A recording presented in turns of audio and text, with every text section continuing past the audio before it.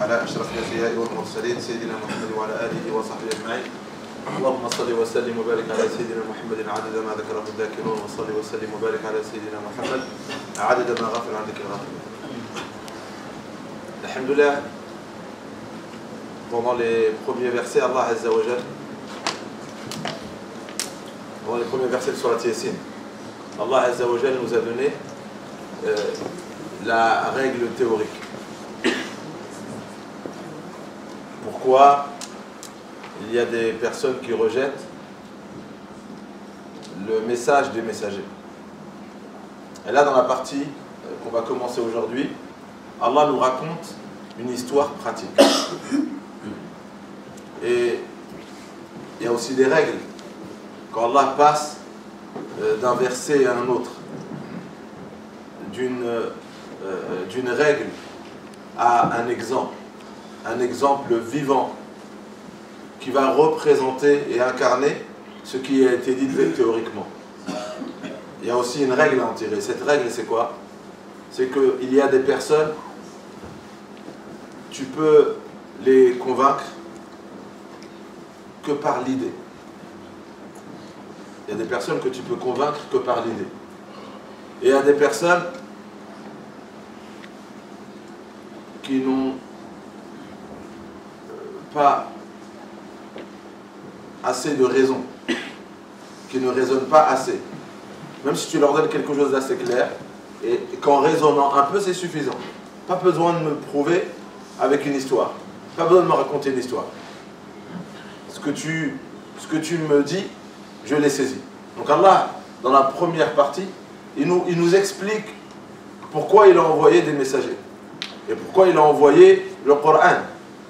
Et pourquoi le prophète Mohammed sallallahu alayhi wa sallam, la preuve de sa prophétie, c'est le Coran. Et pourquoi ce Coran est rempli de preuves, est rempli de sagesse. Pourquoi il est précis.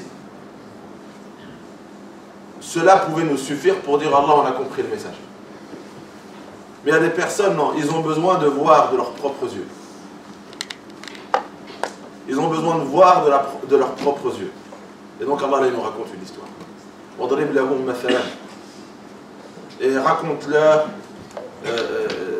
comme exemple cette histoire. L'histoire de qui? Ashab al-Qarya, les habitants d'une cité, lorsque deux messagers sont arrivés à eux. Raconte-leur l'exemple de ce peuple. Mais à qui le prophète sallallahu alayhi wa sallam devait raconter cet exemple?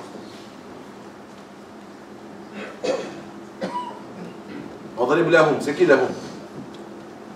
Le prophète Mohammed sallallahu alayhi wa sallam, il s'adresse à qui? À Quraysh. Et il a été envoyé qu'à Quraysh. C'est qui lahum? Avant tout, c'est Quraysh, son peuple. Mais c'est lahum, c'est qui? Le prophète sallallahu alayhi wa sallam s'adresse à qui? À l'humanité. À toutes les cités existantes qui vont recevoir ton message. Raconte-leur l'exemple de cette cité qui, comme toi, ont reçu la venue d'un messager. إِذْ أَرْسَلْنَا إِلَيْهِمُ اثْنَيْنِ. Je leur ai envoyé deux messagers. فَكَذَّبُوهُمَا. Ils les ont rejetés. فَعَزَّزْنَا بِثَالِثٍ. Et j'ai renforcé ces deux messagers par un troisième messager. Et là, on tire aussi une nouvelle règle. Pourquoi il a commencé par deux avant de passer à trois? Pourquoi? Allah, il est omniscient. Allah, il est omniscient. Si les deux n'auraient pas suffi, et Allah le savait, il leur a envoyé trois dès le début. Mais Allah, il a envoyé deux. Et après, il a envoyé un troisième. Ça aussi, c'est une loi d'Allah. Vous savez, les lois d'Allah, on ne les retrouve pas que dans les histoires passées. C'est une loi d'Allah, mais dans une histoire passée. Ça veut dire que cette loi d'Allah n'existe plus, cette loi d'Allah n'est plus applicable. Non. Les lois d'Allah Azza wa Jal ne changent pas. Les lois d'Allah ne changent pas. Il ne faut pas lire l'histoire, pas que cette histoire, hein, toutes les histoires qu'il y a dans le Coran. il ne faut pas lire ces histoires comme un livre d'histoire. Il était une fois, et voilà ce qu'Allah a fait à ces gens-là, suite à ça, mais c'était dans le passé, ça n'arrivera plus. Non. Voilà pourquoi Allah, quand il nous raconte l'histoire, il ne nous raconte pas c'est quelle cité. Il ne nous raconte pas de quelle cité il parle. Il ne mentionne même pas le nom des deux messagers. Il ne mentionne même pas le nom du troisième messager qu'Allah a envoyé pour renforcer les deux précédents. Est-ce qu'Allah il nous raconte ça dans le verset? Si c'était un livre d'histoire, il va nous dire le nom de la ville. Au lieu de nous dire Ashab al-Qarya, les gens de la cité, il va nous dire le nom de la cité. Est-ce qu'Allah il a cité le nom de Pharaon? Oui. Est-ce qu'Allah nous a raconté le nom d'une cité dans le Coran? Oui, Saba. Donc des fois, il y avait une nécessité de citer un nom. Là, il ne nous donne pas de nom. Si c'était important de citer le nom, il aurait cité le nom. Mais quand on regarde les exégèses, ils nous citent le nom. Les exégèses, ils vont nous dire que la cité, c'est Antakya. En français, c'est quoi Antakya? Cham. Hein?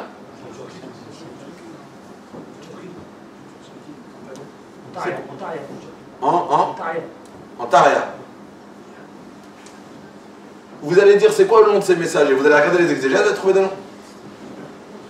Yohanna, vous allez trouver Shamuel, Sham'un. Vous allez trouver des noms. Mais Allah ne les a pas cités. Alors, parce que si on rentre dans le nom de la cité et le nom des personnages, ça devient une histoire. Et donc on ne profite pas de la règle qui nous concerne. Parce qu'Allah dit au messager, raconte à ton peuple les conséquences de rejeter le message que tu leur apportes. Raconte-leur l'histoire de ceux qui ont rejeté le messager, qui ont refusé de suivre le messager, qui ont refusé de suivre le message d'Allah. Raconte-leur ce qu'ils risquent. Ça veut dire Allah il est en train de nous dire ce que nous risquons.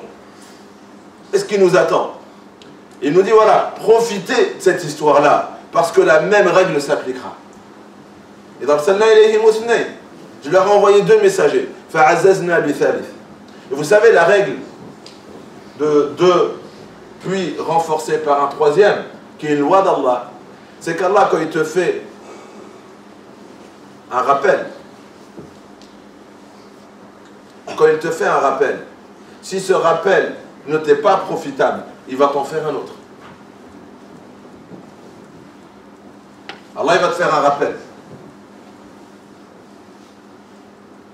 Je te donne une règle théorique. J'envoie un messager, il te récite la parole d'Allah. C'est pas un messager, c'est un ami, c'est un parent, c'est un imam, c'est un frère, c'est un voisin. Il va te réciter un ordre d'Allah. Il va te dire voilà ce qu'Allah Azza wa Jal t'appelle à faire.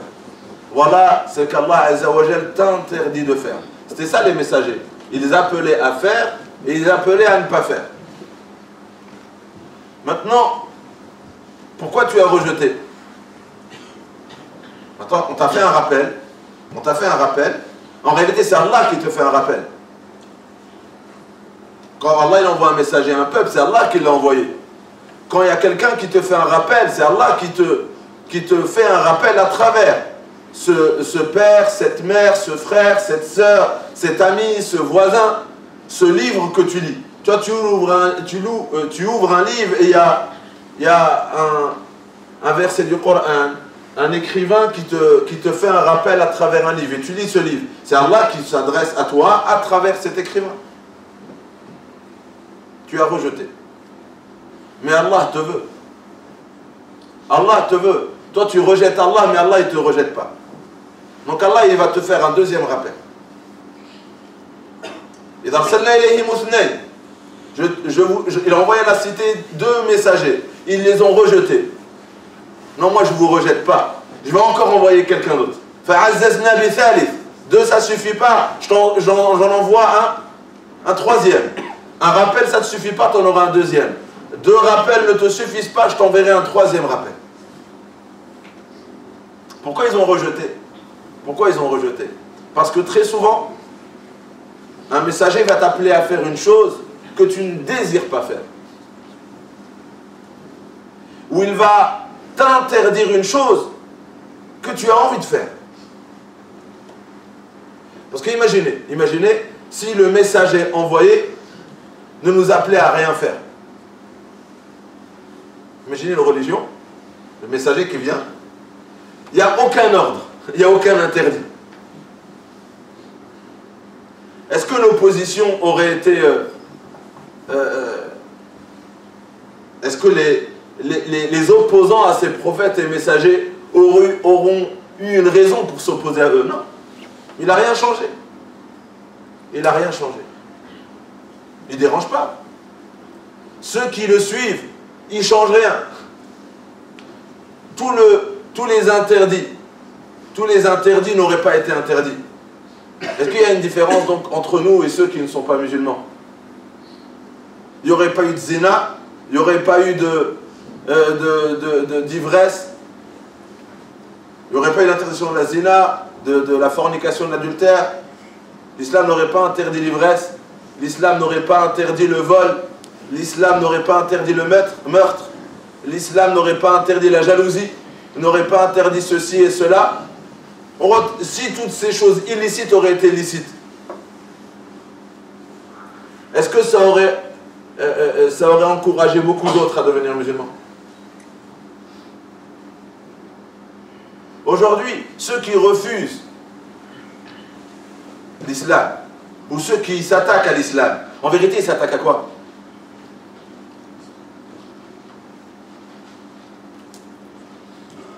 Oui, pourquoi l'islam dit ça? Pourquoi l'islam dit ça? Pourquoi l'islam dit ça?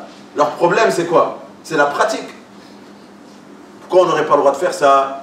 Et pourquoi on n'aurait pas le droit de faire ça? Et pourquoi on n'aurait pas le droit de manger ça? Et pourquoi on n'aurait pas le droit de boire ça? Et pourquoi on devrait porter le hijab? Et pourquoi ceci? Et pourquoi cela? Vous remarquez que c'est quoi leur problème avec l'islam? C'est le même problème de ceux de l'époque du prophète sallallahu alayhi wa sallam qui sont venus chez le prophète sallallahu alayhi wa sallam. Ils lui ont dit: arrête, tu es en train de nous diviser.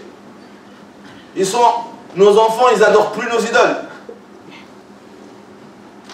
Nous, avant, on faisait tous la même chose. Maintenant, il y en a, au lieu de prier les idoles, ils vont prier Allah. Ils ne prient pas comme priaient leurs ancêtres. Tu es en train de nous diviser. On n'est plus en train de faire la même chose. Ils s'interdisent l'alcool. Ils s'interdisent ceci. Ils s'interdisent cela. Arrête de faire ce que tu fais, tu es en train de nous diviser. C'est exactement ce qui s'est passé dans cette histoire-là. Allah dit: fa'azzazna bi thalith. J'en ai envoyé un troisième. On va utiliser un exemple pratique. On va amener un exemple pratique. Tu viens chez quelqu'un, tu lui dis: وَمَنْ أَعْرَضَ عَنْ ذِكْرِي فَإِنَّ لَهُ مَعِيشَةً ضَنْكًا. Tu dis ça à ton fils. Tu dis ça à ton frère. Tu dis ça à ton ami. Tu dis, il y a une règle dans le Coran. Que celui qui, quand le Coran lui est présenté, offert, s'il se détourne de cette offre, فَإِنَّ لَهُ مَعِيشَةً ضَنْكًا. Le fait de rejeter cette proposition va avoir des conséquences. Allah il dit: ma'ishatan danka. Ta vie va se remplir de difficultés et de problèmes. Il rejette. Là, tu as présenté quoi? Une règle. Il la rejette. Est-ce qu'Allah l'a rejeté? Allah ne l'a pas rejeté. Allah, pour t'aider, dans le message que tu lui as donné, Allah, pour t'aider, pour te soutenir, il va lui rendre la vie difficile. Pour qu'il réalise que, subhanallah, il était en train de me dire que si je rejette cet appel-là, voilà ce que je risque. Et bien Allah, tu crois, il va démentir ce que tu viens de dire. Ça veut dire qu'en rejetant le Coran, il va être heureux. En rejetant le Coran, il va avoir que de belles choses. Subhanallah, c'est la dernière fois, j'ai eu raison de ne pas te suivre. J'ai eu raison de ne pas t'écouter. Parce que depuis que tu m'as proposé, j'ai rejeté. Wallah, il m'arrive que des belles choses. Est-ce que quelqu'un pourra un jour dire ça à quelqu'un qui lui a présenté l'islam, à quelqu'un qui l'a exhorté à s'abstenir du haram et qui l'a appelé à suivre la parole d'Allah? Non. Vous savez que chaque fois que vous allez refuser un rappel, une exhortation, le refus aura des conséquences. Et l'exhortation, en vérité, c'est celle d'Allah. C'est pas, voilà, pourquoi tu m'as fait un rappel? À cause de ton rappel, voilà ce qui m'arrive. Non, c'est Allah qui a voulu t'appeler. Allah, il a voulu te parler à travers quelqu'un. Et maintenant, tu l'as rejeté. Donc Allah, il dit, en vérité, tu m'as rejeté. Donc tu as rejeté parce que tu considères que ce qui t'a été présenté est un mensonge. Donc celui qui se détourne de ma parole aura des difficultés. Toi, tu considères que c'est un mensonge. Ben, puisque c'est moi qui t'a parlé à travers lui, je vais te confirmer que ce que je t'ai dit à travers cette personne-là n'est que vérité. Et donc tu vas goûter aux difficultés. Et si la difficulté, qui est en vérité un deuxième rappel, ne te suffit pas, je vais te donner une troisième difficulté. Et si la troisième ne suffit pas, je vais soutenir la première et la deuxième et la troisième par un quatrième rappel qui sera une autre forme de difficulté. Et peut-être le quatrième changera, ça sera un autre rappel, une autre exhortation. Mais la manière dont Allah soutient les différents rappels, des fois ils sont verbales et des fois ils sont physiques. C'est comme un docteur. Lui, il veut t'aider. Il te donne un médicament 50. Ça ne marche pas, tu vas prendre 75. Ça ne marche pas, je vais te donner 100. Ça ne marche pas, 150. Mais moi, écoute, je suis ton docteur, je ne te lâcherai pas. Allah, il dit, je suis ton créateur, je ne te lâcherai pas. Et donc, il faut être très attentif quand Allah s'adresse à nous à travers un message, à travers un père, un frère, un imam, un livre, un ami, un voisin. Il faut être très attentif au rappel d'Allah Azza wa Jal et même aux épreuves. Ce sont des rappels. Ce que nous dévoilent les jours que nous vivons sont des rappels venant d'Allah. Et des fois, c'est un petit. Toi, il t'est arrivé un petit truc, mais c'est quand même un rappel. Sois très attentif à ce rappel. Parce que si tu rejettes ce rappel, si tu ne réagis pas à ce rappel, si tu ne changes pas suite à ce rappel, il y aura un troisième rappel. Ben, vous savez, les habitants de cette cité, quand les deux premiers messagers sont arrivés et leur ont prouvé qu'ils étaient envoyés par Allah Azza wa Jal, Allah il a envoyé un troisième. Et tous les trois, ils se sont associés pour leur dire Inna ilaykum mursalun. Nous sommes très certainement envoyés par Allah. Leur argument pour les rejeter, c'était quoi? Ma antum illa basharun mislana. Vous êtes comme nous. T'as rien de plus que moi. Et ça a été l'argument de beaucoup de peuples. Tu manges comme moi, tu dors comme moi, t'es comme moi. T'as rien de plus que moi. Pourquoi, du jour au lendemain, je devrais te prendre comme modèle et je devrais te suivre? Tu es comme moi. Ma antum illa basharun mislana.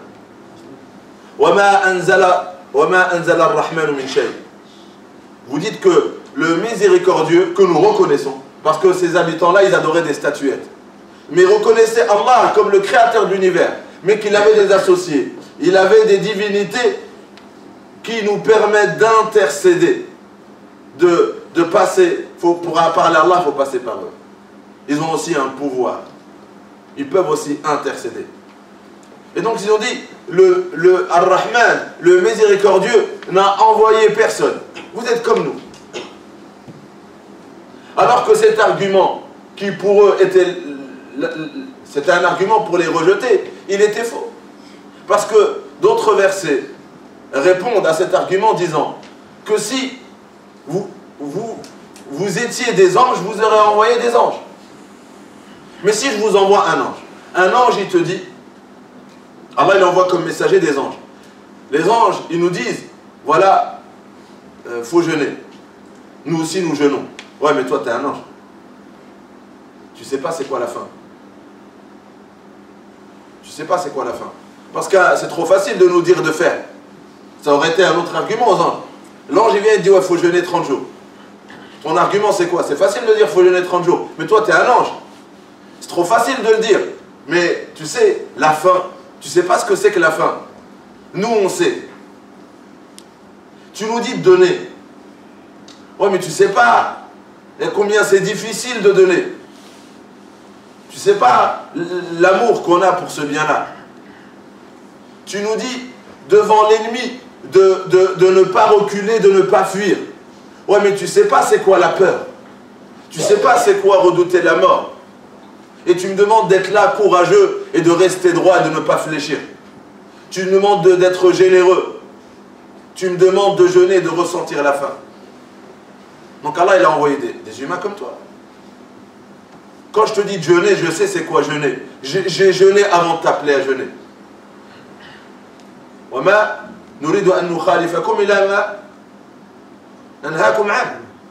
Je ne vais pas t'interdire une chose et le faire. Je ne vais pas t'appeler à faire une chose que moi je ne serai pas le premier à faire. Je te demande de jeûner, mais moi je suis un être humain comme toi. Je serai le premier à jeûner. Je vais jeûner et je sais c'est quoi la faim, et malgré la faim je jeûne. Et je t'exhorte à faire de même. Je sais c'est quoi l'argent. Je sais c'est quoi sa place dans notre vie. Et malgré ça je vais être généreux. Et je sais que la générosité ne peut apparaître que face à l'avarice. Que le jeûne et l'endurance du jeûne ne peut apparaître que quand on sait c'est quoi la faim. Et je sais c'est quoi le courage. Voilà pourquoi moi-même, devant l'ennemi, je ne m'inclinerai pas, je ne fléchirai pas et je ne reculerai pas. Parce que oui, je sais c'est quoi la peur et je sais c'est quoi les conséquences de tenir ferme debout devant lui.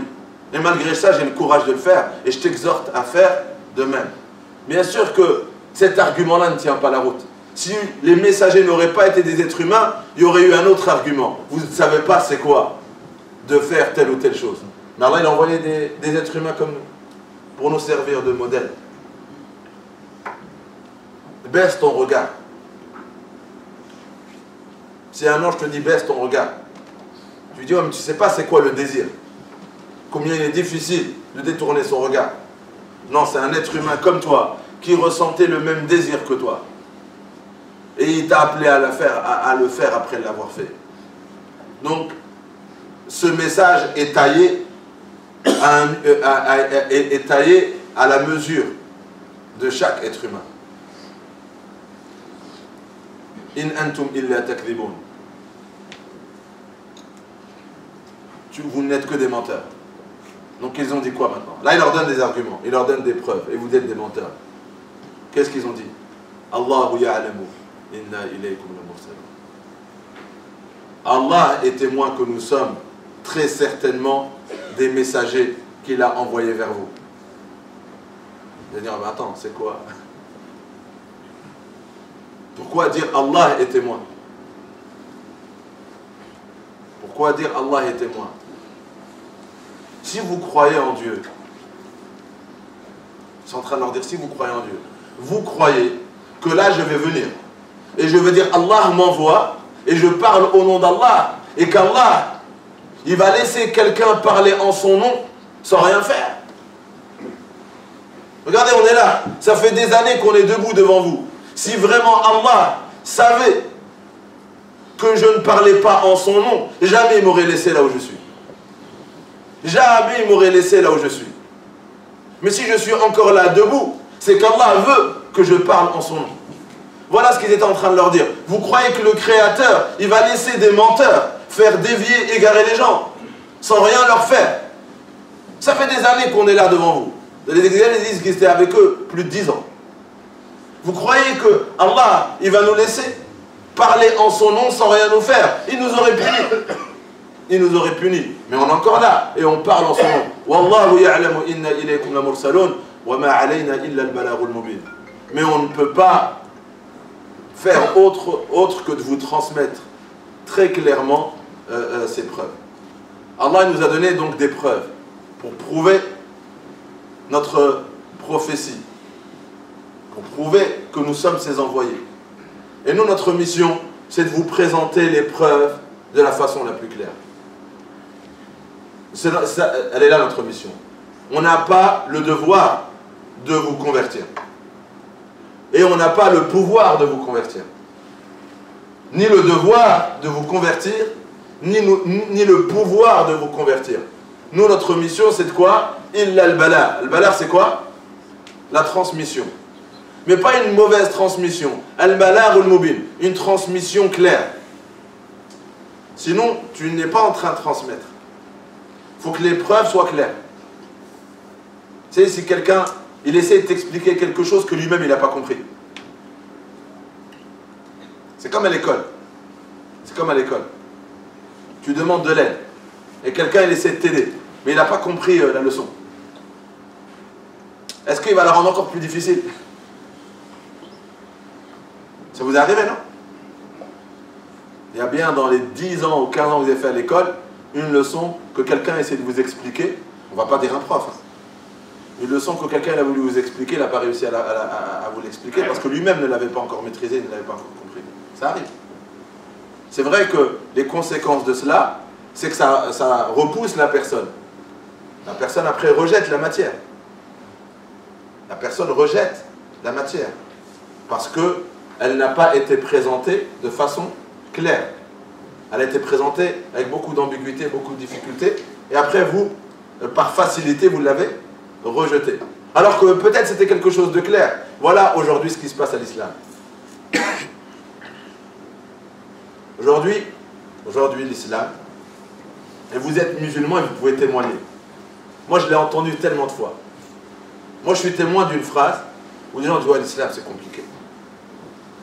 Il n'y a pas plus facile. Non, c'est compliqué. Ah, mais je ne sais pas, par où t'es rentré. Non, mais on entend des fois les divergences, etc. Il n'y a pas de divergence. Il n'y a pas de divergence. C'est dur à entendre qu'il n'y a pas de divergence. Hein. Il n'y a pas de divergence. Mais si, il n'y a que des divergences, voilà pourquoi l'islam est compliqué. Divergence sur quoi? Divergence sur quoi? Sur la prière, il y en a 5. Divergence que dans les 4, non, il y en a 4. Sur les bases, sur les fondements, il n'y a aucune divergence. Les divergences, c'est sur quoi?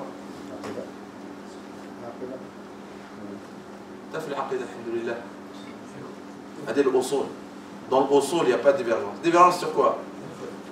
Sur les choses contemporaines, où on ne trouve pas dans les textes un mot qui correspond à cet événement contemporain. Et donc ça, c'est réservé à l'élite de notre communauté. La divergence, c'est quand moi, j'essaye de me prononcer sur un événement contemporain alors que je ne suis pas qualifié pour. Je donne l'impression à la communauté qu'il y a une divergence. Mais c'est moi qui la cause, cette divergence. Mais ceux qui sont de taille, c'est eux les responsables de ce type de sujet.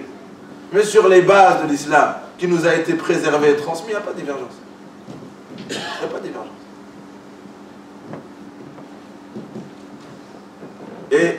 Et quand après on présente l'islam à des musulmans, déjà, et à des non-musulmans, alors qu'on ne l'a pas maîtrisé, qu'est-ce qu'on fait? On fait des dégâts. Alors que la mission du messager, c'était pas de transmettre. Ta mission, c'est pas de transmettre. Ta mission, c'est quoi? Parce que la mission, c'est de transmettre. Ils ont dit quoi? Notre mission, c'est al-balagul mubin. C'est pas de transmettre. Le but, c'est de transmettre. Non, le but, c'est pas de transmettre. Le but, c'est de transmettre clairement. Donc, si c'est pas encore clair pour moi, si j'ai pas encore étudié et maîtrisé la religion, je ne peux pas transmettre. Je ne maîtrise pas encore. Je ne maîtrise pas encore. Cette leçon, je ne l'ai pas encore comprise. Comment je peux me permettre de la présenter alors que je ne l'ai pas encore maîtrisée? Et je vais faire plus de dégâts que... Moi, j'ai la bonne intention de transmettre. Oui, tu peux avoir cette bonne intention. Mais voilà. Prends en compte que les messagers, s'ils ont réussi à présenter l'islam et de faire que leur message a été accepté, c'est parce qu'il était clair. Simple et clair. Quand tu maîtrises, toute la religion est pour toi simple et claire. Mais quand pour toi la religion est encore difficile, toi-même tu as l'impression que l'islam est difficile. Donc tu ne le maîtrises pas. Tant que tu considères que l'islam il est difficile, tu ne le maîtrises pas encore. Parce que quelqu'un qui maîtrise l'islam, la religion elle est très simple. elle se réduit à la simplicité. Elle est très simple. La vision globale et même détaillée de l'islam est très simple. L'islam est difficile à l'intérieur de mon esprit, est difficile quand je le présente parce que je n'ai pas encore cerné. Et donc, tant que c'est difficile, j'ai encore du travail à faire. Je dois le rendre simple pour moi. Une fois que l'islam est simple de A à Z, là je peux avoir la maîtrise d'une transmission équivalente à nos prédécesseurs. Une transmission claire. Maintenant, leur argument c'est quoi? Inna tatayyarna bikum. Regardez la réponse. Regardez la réponse. Un messager vient, il transmet de façon claire. Maintenant, l'autre, il a court d'arguments. L'autre, il a court d'arguments. Quand la personne qui est en face de toi est à court d'arguments, toi, tu lui donnes des preuves claires. Tes preuves, elles sont claires. Et donc, la moindre des choses, c'est de me répondre avec une preuve aussi claire que la mienne.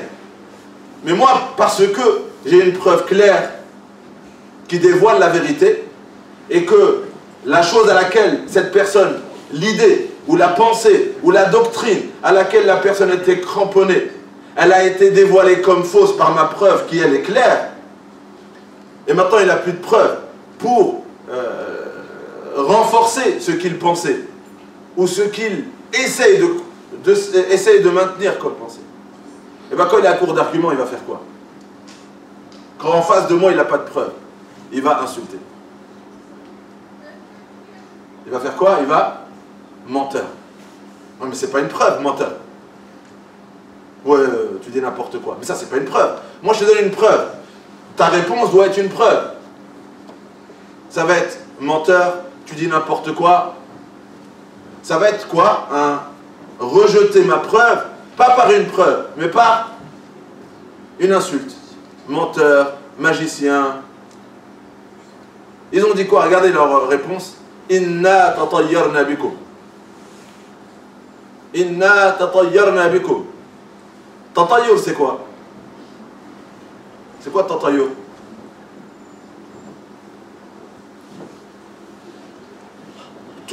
Tous les malheurs qui nous frappent aujourd'hui, tout ce qui nous arrive de mal, c'est depuis que vous êtes là. Nous, avant que vous veniez, avant que vous arriviez, on était heureux, on était bien. Depuis que vous êtes là,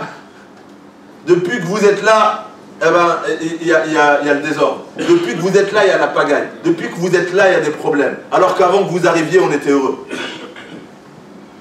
Est-ce qu'on vous dit ça? Est-ce qu'on vous dit ça?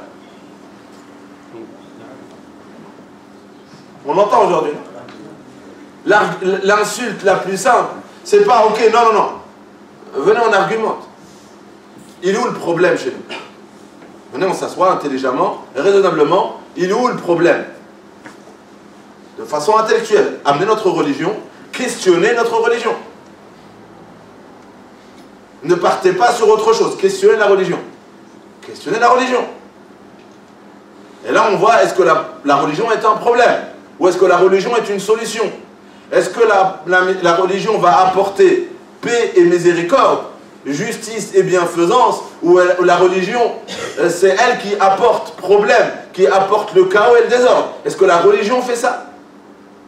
Non. Inna tatayyarna bikum.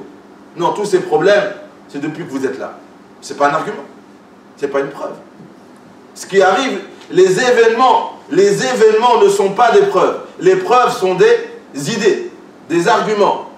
Moi, je veux un argument. Moi, je veux être questionné sur mon idéologie, sur mon projet, sur ce que j'incarne et ce que je souhaite pour la société. Je veux qu'on me questionne sur ça. Je ne veux pas qu'on me questionne sur des événements. Eux, comme ils n'avaient pas d'argument, ils ont regardé, dès qu'il leur arrivait un malheur, dès qu'il se passait quelque chose, ça c'est à cause de vous. Inna tatayyarna bikum. Il pleut pas, c'est à cause de vous. S'il y a un tremblement de terre, c'est à cause de vous. S'il y a des morts, c'est à cause de vous. S'il y a la pauvreté, c'est à cause de vous. S'il y a le chômage, c'est à cause de vous. Non, les événements ne sont pas des arguments. Les événements qui arrivent ne sont pas la cause d'un tel ou un tel. Les messagers leur ont répondu avant qu'ils leur répondent. Deuxième chose, ils les insultent. Donc c'est votre faute, tout ce qui nous arrive c'est votre faute. La illam tantahu, si vous n'arrêtez pas là, avec votre da'wa, si vous n'arrêtez pas avec votre religion, la narjumannakum. On va vous faire du mal. En arabe, al-rajm, quand il vient dans le Coran, c'est la mort. C'est la lapidation par la pierre jusqu'à la mort. Ça veut dire quoi? Des menaces de mort. La narjumannakum. Ou même si on ne vous tue pas, on va vous faire quoi? On va vous emprisonner et on va vous punir. On va vous torturer. On va vous torturer. Les messagers, ils entendent ça. Ça veut dire que si vous n'arrêtez pas, ou on vous tue, ou on va vous torturer. En tout cas, vous avez intérêt d'arrêter. À court d'arguments, non? Quand tu discutes avec quelqu'un raisonnablement, et il se met à t'insulter, et maintenant il veut carrément te frapper. La violence, c'est une preuve que il n'y a pas d'argument. Pourquoi tu réagis comme ça? Pourquoi tu me menaces? Pourquoi tu me menaces de m'emprisonner? Viens, on discute. Pourquoi tu veux m'emprisonner pour ce que je pense? Pourquoi tu veux me mettre en prison pour ce que je dis? Pour ce que je crois? Questionne-moi. Mais depuis quand une parole et une croyance est un délit? Argumentons. Ah, donc il n'y a pas d'argument en face. Et donc la seule réaction, c'est les mises en garde, c'est les menaces. Des mises en garde et des menaces. Ils leur ont répondu quoi? Ta'irukum ma'akum. Vous savez tout ce qui vous arrive là, la crise, vos problèmes, c'est vos actions. Écoutez le message. Ta'irukum ma'akum. Quand il t'arrive quelque chose de bien, c'est parce que c'est toi qui le mérites. Et quand il t'arrive quelque chose de mal, c'est toi qui le déclenche. On est dans un monde de cause-effet. On vous apporte les lois d'Allah. Il y a des lois dans cet univers. Quand tu fais ça, voilà les conséquences. Et quand tu fais ça, voilà les conséquences. Vous, ce qui vous arrive, c'est vous qui le causez. Nous, on est venus pour vous dire que ce qui vous arrive, c'est à cause de ça. C'est à cause de ça, c'est à cause de ça. Et on vous propose quelque chose de mieux. Et que tous ces malheurs-là peuvent s'arrêter du jour au lendemain. Mais il faut changer. Et nous, on est venus vous appeler à ce changement. Est-ce que vous avez saisi le message? C'est ce qu'on vous dit depuis le début. On vous exhorte à ça depuis le début. On vous appelle à ça. On vous rappelle cela depuis le début. Est-ce que vous n'avez pas encore saisi notre message depuis le début? Mais suite à ces insultes et suite à ces menaces, là, au début, quand vous exhortez, vous nous rejetiez tout court. Maintenant, et là, vous dépassez les limites. Parce que rejeter, ok, tu rejettes, et voilà. Tu crois ce que tu veux. Je ne suis pas venu t'imposer ma religion. J'ai pas le pouvoir de l'imposer, je ne suis pas venu l'imposer. On est juste en train de... Là, je te présente quelque chose, tu ne le veux pas, tu ne le veux pas. Mais pourquoi maintenant je dois carrément me taire? Et pourquoi je n'ai même plus le droit d'être ce que je suis? Et tu me menaces de me tuer et de me punir, juste parce que je parle, juste parce que je fais da'wa, juste parce que je parle. Là, t'es plus qu'un... Là, t'étais juste un kafir, ça veut dire rejeté. Maintenant, t'es devenu musrif. Musrif, c'est quoi? Israf, tajawuz al-had. Là, tu vas faire quelque chose d'anormal. Là, tu es en train de réagir, mais là, tu vas dépasser les limites. La limite, c'est quoi? C'est on parle. Moi, j'ai jamais pris les armes. Moi, je t'ai jamais menacé. Moi, j'ai pas dit, si tu me crois pas, je vais te punir.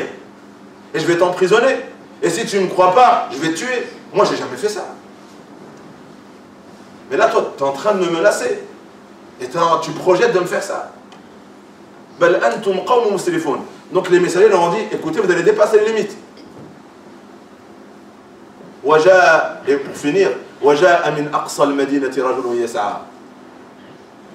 maintenant, ça c'était les trois messagers. Maintenant, il y a un homme qui vient. Là, c'est pas un messager. Et subhanallah, et là, c'est un beau rappel pour nous, ce passage. Maintenant, c'est pas que les prophètes qui faisaient da'wa. C'est qui? Un homme. Allah, il n'a pas dit Rasulun. Pas un messager envoyé par Allah.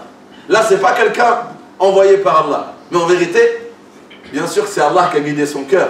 et qu'il l'a envoyé pour soutenir les messagers. Ça veut dire qu'il y avait des personnes qui menaient la même mission que les messagers. Il est venu de très loin. Quand il a vu que ce peuple-là rejetait les messagers et qu'ils se sont mis à les menacer, il a eu peur pour son peuple. Parce qu'il savait que s'il s'attaquait aux messagers, et il savait que c'est Allah qui les a envoyés, que son peuple allait donc s'attaquer à qui? À Allah. Attaquer les messagers d'Allah, c'est rentrer en guerre contre Allah. Et lui, il a eu peur pour eux. Il est venu en courant. Allah, il nous a dit, il n'est pas venu en marchant cool. L'amour qu'il portait pour son peuple, Allah, il l'a traduit par quoi? Yas'a, il est venu en courant. Il est venu en courant. Ya qawm, mon peuple. Et là, il s'adresse à son peuple. Ittabi'ul mursalin. Écoutez, pour votre sécurité dans cette vie et dans l'au-delà, pour votre sécurité, pour votre bonheur, suivez-les. Suivez-les. Ittabi'u man la yas'alukum ajra. Ils ne sont pas venus pour devenir des rois et s'enrichir de... Parce qu'en général, ceux qui disent faites et ne faites pas, quand on retire les messagers, ceux qui nous disent faites et ne faites pas, c'est qui? C'est ceux qui ont le pouvoir. Ils font des lois. Dans les lois, ils nous imposent. On ne va pas dire imposer. Dans les lois, ils nous ordonnent de donner, de faire. Et ils nous ordonnent de ne pas faire. Mais dans la logique coranique, les rois, à part les prophètes, les rois, quand ils donnent des ordres, c'est pour eux ou c'est pour Allah? Les lois sont faites pour enrichir ceux qui les font. C'est une règle dans la révélation que les lois faites par les hommes, elles sont faites pour leurs intérêts, pour défendre leurs intérêts. Pas ceux qui les exécutent. Il y a ceux qui les font et ceux qui les exécutent. Ceux qui les exécutent servent l'intérêt de ceux qui les font. Là, il leur dit, suivez des personnes, ils ne sont pas venus pour devenir des rois. Ils ne sont pas venus pour leurs intérêts. Là, ittabi'u man la yas'alukum ajra. Eux, quand ils vous disent de faire, c'est pour vous, pas pour eux. Et quand ils vous disent de ne pas faire, c'est pour vous, c'est pas pour eux. Wa hum muhtadun. Et ils sont guidés par Allah, ils sont bien guidés. Après, il dit quoi? Il parle de lui. Maintenant, il annonce au peuple. Là, le peuple, il ne sait pas. Lui, il était avec eux. Il ne savait pas qu'il était... Il avait reçu la da'wah de ses messagers et qu'il les avait soutenus et qu'il les suivait. Et donc là, il dit quoi? وَمَا لِيَ لَا أَعْبُدُ. Il parle de lui. وَمَا لِيَ لَا أَعْبُدُ الَّذِي فَطَرَنِي وَإِلَيْهِ تُرْجَعُونَ. Et pourquoi je refuserai d'adorer celui qui m'a créé et vers qui vous aussi vous allez retourner? Et là donc il est en train de faire shahada en vérité là. Eux ils ne savaient pas. C'est comme s'il dit ashhadu. Ah, tu les as suivis. Parce que lui il habitait avec eux. C'était une personne leur cité. C'est comme on va appeler ça comme les termes d'aujourd'hui, c'est un converti. C'est comme s'il fait shahada devant le peuple. Et très souvent un converti quand il annonce à sa famille ou qu'il a suivi une religion, qu'est-ce qu'ils font? Pas tous, mais très souvent. Ils le rejettent. Et des fois c'est violent, hein? Des fois c'est violent. Voilà ce qui lui est arrivé. Vous savez ce qui lui est arrivé? Quand il leur a annoncé qu'il était en train de suivre ses messagers, ils l'ont tué. Le Coran nous dit quoi? Quand il a dit et pourquoi je n'adorerai pas celui qui m'a créé, vers tous et vous tous allez retourner. Comment puis-je choisir autre que lui comme divinité? Si le miséricordieux veut m'atteindre par un mal, aucune créature, aucune divinité ne peut me sauver, ne peut intercéder en ma faveur et ne peut m'épargner. Et ils l'ont tué. Quand il a dit ça, ils l'ont tué. Subhanallah, quand ils l'ont tué, qu'est-ce qui s'est passé? Quelqu'un qui est tué parce qu'il défendait la vérité. Chez nous, il est quoi? Il est martyr. Et il y a une règle. Le martyr, au moment même où son âme quitte le corps, elle va où? Pour ceux qui ne le savent pas, il y a deux types de morts. Il y a la mort du croyant et il y a la mort du martyr. La mort du croyant, son âme quitte le corps, elle va au 7e ciel, elle ne rentre pas au paradis. Elle monte jusqu'au 7e ciel, et après elle revient auprès du corps, dans le monde du barzakh, dans un monde intervalle, jusqu'au jour du jugement dernier, où peut-être il sera jugé ou pas, et s'il est jugé, il peut être jugé facilement ou sévèrement, pour finir un jour au paradis. C'est comme ça pour les croyants. Et après, il y a le martyr. Le martyr, au moment même où l'âme quitte le corps, il rentre au paradis. Son âme, au moment même où elle quitte le corps, il n'y a pas de monde d'intervalle. Elle sort du corps et elle rentre dans un autre corps qui est le paradis. Au moment même. Et ne pensez pas que ceux qui sont morts dans le sentier d'Allah, amwat, sont comme les morts croyants. Bal ahya, eux ils sont directement, ils ont la vie du paradis. Et Allah il leur donne à manger et à boire, la nourriture et la boisson qu'ils mangent et ils boivent immédiatement. Au moment même où ils l'ont tué, il est mort martyr. Parce qu'il a dit la vérité. Il est mort en défendant les messagers. Au moment même où il est sorti, il est rentré au paradis. Et la première chose qu'il a dit quand il a vu tout ce qu'Allah lui a réservé au paradis, il a dit quoi? Quand il a dit Yuridni Rahmanu bidhurin la tughni anni shafa'atuhum shay'an wa la yanqidhun inni idhan la fi dhalalin mubin. Excusez-moi. Inni amantu, c'est là où il a fait shahada. Excusez-moi. Il a dit, si je suis d'autres divinités à part Allah, je suis dans un égarement clair. Inni amantu bi rabbikum fasma'un. C'est là où il a fait shahada. Il leur dit quoi? Inni amantu. Il se tourne vers les messagers devant son peuple. Très certainement, amantu. J'ai l'iman. Je crois en votre Seigneur. Yani Allah. Inni amantu bi rabbikum. Inni amantu bi rabbikum fasma'un. Yani témoignez. Il dit aux messagers, témoignez que je suis musulman. Là, il fait shahada. Et là, ils l'ont tué. Ils lui ont sauté dessus, ils l'ont tué. À ce moment, il est rentré au paradis. D'où qila udkhul al-jannah. Au moment même où ils l'ont tué, il lui a été dit rentre au paradis. Quand il a vu le paradis, il dit quoi? Qala ya layta qawmi ya'lamun. Quand il a commencé à voir ce qu'Allah lui a donné, ah, si seulement mon peuple, il pouvait savoir, s'il pouvait voir là ce qui vient d'arriver. Ya layta qawmi. Regardez, son peuple vient de le tuer. Il est mort avec le même amour pour son peuple. Subhanallah, ils l'ont tué. Et là, il est en train de dire, ah, si seulement mon peuple, il pouvait voir. Ya layta qawmi ya'lamun. S'il pouvait savoir. Bima ghafara li rabbi. Qu'en devenant croyant, Allah, il m'a pardonné tout mon passé. Bima ghafara li rabbi. Wa ja'alani min al-mukramin. Et il m'a honoré. Et il m'a accordé cette faveur qui est le paradis. Eh bien, le prophète sallallahu alayhi wa sallam a dit, il a fait da'wa à son peuple quand il était vivant. Là, vivant, il est venu, il a dit, oh mon peuple, suivez-les. Ya qawmi ittabi'ul mursalin, suivez ces messagers. Là, il leur fait da'wa vivant. Et au moment où il est mort, il a fait da'wa, si seulement mon peuple. Et Allah, quand il a dit si seulement, Allah, il l'a transmis au peuple. Il a transmis pas qu'à son peuple, il a transmis sa da'wa. C'est l'un des seuls qui a fait da'wa, il était au paradis. Il a fait da'wa alors qu'il était plus de ce monde. Et Allah, alors que ce n'est pas un messager, il a transmis cette formule qu'il a prononcée pour son peuple alors qu'il était dans le paradis. Il a transmis cette formule en son nom. Vous savez, qu'est-ce qu'on en tire comme leçon? Et je m'arrête sur ce personnage. On n'est pas des messagers. On n'est pas des messagers. Mais si on mène la même mission que les messagers, Wallah, une grande faveur nous attend. De dire la vérité, quel que soit le prix. Parce que des fois, le prix, le tribut de la vérité est lourd, n'est-ce pas? Ne redoutez jamais les conséquences. Ne redoutez jamais les conséquences de ce que vous êtes et de ce que vous dites.